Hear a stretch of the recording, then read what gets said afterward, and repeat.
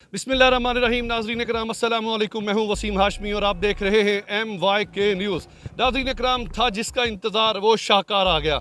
ऐसा सरप्राइज़ दिया खान साहब ने कि सारे जिन्होंने वजारतें बांटी हुई थी वो दंग रह गए, जिन्होंने अचकनें बनाई हुई थी वो वैसे के वैसे ही पड़ी रही। मेरे साथ इस वक्त मौजूद हैं senior journalist Syed Mohammad Yasin Hashmi, editor हैं रोज़नामा बिग डिजिट के, MM न्यूज़ को भी लीड करते हैं। मेरे साथ मौजूद हैं, आइए इनसे बात करते हैं। इन्होंने पूरी कार्रवाई अपनी आंखों से देखी है, आंखों देखा हाल, इन्हीं से पूछते हैं। अस्सलाम वालेकुम सर। जी वालेकुम सलाम। शाह जी, आज जो सरप्राइज़ खान साहब ने पिछले 10 दिनों से कह रहे थे मैं सरप्राइज़ दूंगा, ये अखीर सरप्राइज़ नहीं दे रही है? देखें जी, ये बहुत बड़ा सरप्राइज़ है। इस सरप्राइज़ के बारे में इवन देन उनकी अपनी कैबिनेट के लोगों को नहीं पता था। सिर्फ एक दो वो जो बड़े मुखलिस साथी थे उनको पता था कि कल ये होने जा रहा है। और जो गुज़श्ता रात से कुछ रूमर चल रहे थे कि वो वहाँ पर जाकर ये 4-5 लोगों को गिरफ़्तार करेंगे, FIA से FIR डलवाएंगे, सुबह अदम एतमाद में नंबर कम हो जाएंगे, 171 नंबर हो जाएंगे और अदम एतमाद इस तरह फ़ारग हो जाएगी। वो सारा कुछ जो था वो एक हवाई बातें थी। असल कार्रवाई ये थी कि आज इजलास तो लेट शुरू हुआ, तकरीबन 12 सवा 12 बजे ये इजलास शुरू हुआ।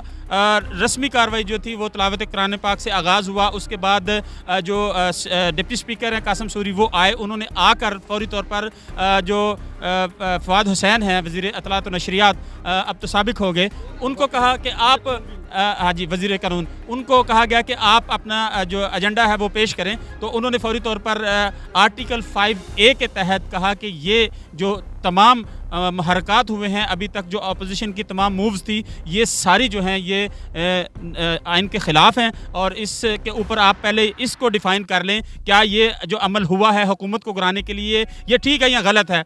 वहाँ पर स्पीकर ने अपनी रोलिंग देते हुए कहा कि ये बिल्कुल गलत है, बिल्कुल गलत है। मैं गैर मुअय्यना मुद्दत के लिए जो कार्रवाई है इजलास की वो मुलतवी करता हूँ। इसके साथ ही जस्ट ये कार्रवाई ख़त्म हुई है तो ठीक विद इन मिनट जो है वो प्राइम मिनिस्टर पाकिस्तान जो है वो स्क्रीन पर नमूदार हुए और उन्होंने कहा जी कि ये जो तमाम मामला था ये बड़ा एक मुश्किल मरहला था मेरे लिए और हम नहीं चाहते कि कोई बैरून मुल्क की जो बैरूनी ताकतें हैं वो हमारी हुकूमतों को तोड़ दें, हम ऐसा कभी भी नहीं होने देंगे। और मैं एक इलेक्टेड वज़ीर आज़म था और मुझे यूँ घर भेजना ये भी मुनासिब नहीं था। और इसके साथ साथ उन्होंने कहा कि मैंने समरी भिजवा दी है आरफ अलवी को, सदर जो है पाकिस्तान के, वो फौरी तौर पर तमाम असम्बलियाँ जो डिज़ाल्व कर दें। इट मीन के असम्बलियाँ जो है वो डिज़ाल्व हो चुकी हैं। और सबसे पहला जो सुबह उन्होंने आते ही छक्का मारा वो ये था कि गवर्नर पंजाब को चेंज कर दिया, उमर चीमा को वहाँ पर जो है वो गवर्नर पंजाब लगा दिया गया। और इसके बाद जो आज सिक्योरिटी की सूरत हाल थी वो ये इस तरह थी कि पूरे शहर में जो है वो FC जो है उसको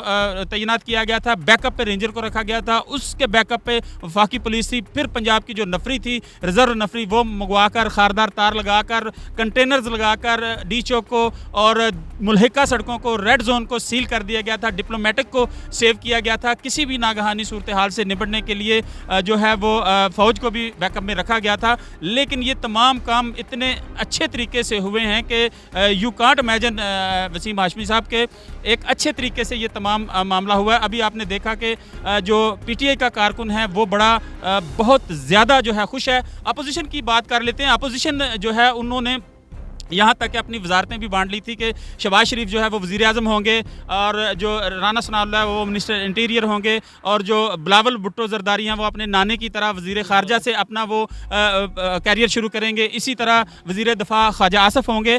तो और सदर पाकिस्तान जो है वो तो अभी उनका डिसाइड करना था, लेकिन कहा जा रहा था कि शायद मौलाना फजल रहमान हो, लेकिन वो तमाम ख्वाब चिकनाचूर हो गए। वो तमाम आज चूँकि जब सुबह हम आए तो सबसे पहले मैंने जब राहदारी में बात की मरियम औरंगज़ेब से तो वो इस कदर मुतमईन थी कि वो वज़ीर इत्तलात व नशरियात आज बनने के लिए मुकम्मल तौर पर वो तैयार थी। और ये तमाम जो सूरत हाल हमने देखी और उसके बाद जो अपोजिशन का एक मुंह देखने वाला था, जब हम अंदर बैठे हुए थे ईवान के कार्रवाई के दौरान, तो उन्होंने उनसे बात ही नहीं हो रही थी। उन्होंने किसी किस्म का वहाँ पे एहतजाज नहीं किया, किसी किस्म की कोई बात नहीं की और वो मुँह तकते रह गए। हशाश बशाश नहीं थे, हशाश बशाश नहीं, बिल्कुल वो यूँ समझ लें कि जैसे वो सो गए हैं, वो उनको मतलब उनकी आंखें जो है ना वो खुली हैं लेकिन वो नींद में गए हुए हैं। उनको यकीन नहीं था कि उनके साथ ये सब कुछ हो सकता है। लेकिन अब आप देख सकते हैं कि आज यकम रमज़ान है और अभी भी जो देखें जो शहर की सूरत हाल है सिक्योरिटी के हवाले से, इसको बड़े अच्छे तरीके से जो है वो हैंडल किया गया है। और जो अवामुन्नास है, आज छुट्टी का दिन था, लोग घरों में थे। लेकिन ये जो सरप्राइज़ था बाई गार्ड, ये सरप्राइज़ किसी को भी नहीं पता था कि ये कुछ हो जाएगा। इतना पता था कि असेंबलियाँ तहलील हो जाएंगी, लेकिन ये नहीं पता था कि आर्टिकल का जो 5A रूल है वो कैसे सेक्शन अप्लाई होगा। वो नून लीग को नहीं पता था इस चीज़ का। नून लीग उनको भी मेरा ख्याल है नहीं पता। अगर पता होता तो शायद वो उसका भी तोड़ करके आते। उन्होंने कहा था, ये कह सकते हैं मिठाइयाँ तैयार थी, इनको 5A का नहीं पता था।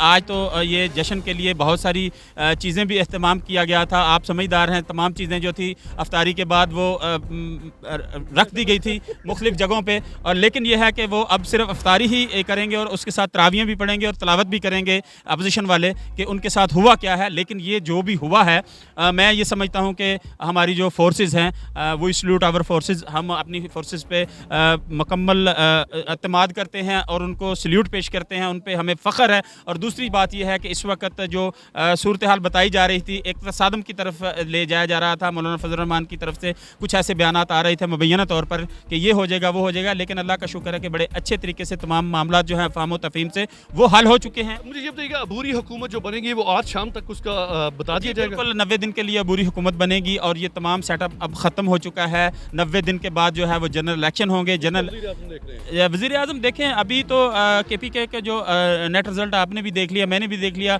तमाम जमातें मिलकर उतनी सीटें नहीं ले सकी जितनी वो PTI ले गई है। अब देखते हैं होता क्या है। लेकिन एक बात यह है वसीम हाशमी साहब, मैं आपको बता दूं कि थोड़ी महंगाई की वजह से शायद जनरल इलेक्शन में लोग अपना कोई ग्रज वगैरह निकालें, कोई गुस्सा निकालें कि इस बंदे ने जी महंगाई बहुत की हुई थी। लेकिन यहाँ पे हमने देखा कि जो पढ़े लिखे इलीट क्लास है वो सारे इमरान खान की तरफ जो है उनका झुकाव है।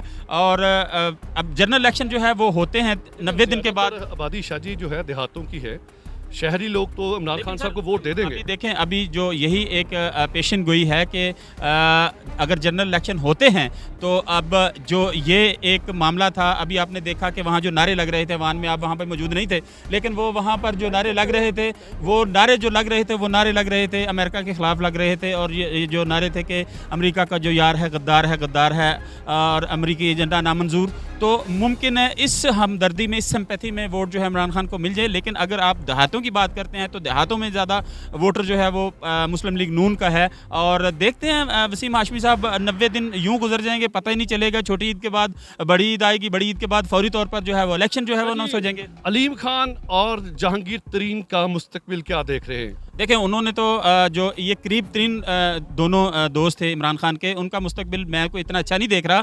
देखिए, जब पत्थर अपनी वज़न से हट जाता है तो उसका वो वज़न नहीं रहता। और अगर आप अपनी पार्टी छोड़ के जाएंगे तो आपको वो इज़्ज़त एहतराम भी नहीं मिलती। मैं एक खास उनके लिए नहीं कह रहा, मैं एक जनरल बात कर रहा हूँ। तो बात यही होती है कि जहाँ पर आप खड़े होते हैं, आप अपने वज़न के साथ खड़े होते हैं। और जो इस वक्त चौधरी बरादरान की सियासत है, जो इत्तेहादी छोड़ के गए हैं, मैं नहीं समझता कि वो कहीं भी जब अवाम में जाएंगे तो अवाम उनको उस तरह कबूल करे जैसे कि वो पहले इलेक्ट होके आए थे। काफ लीग को अभी काफ़ी इज्जत मिलेगी।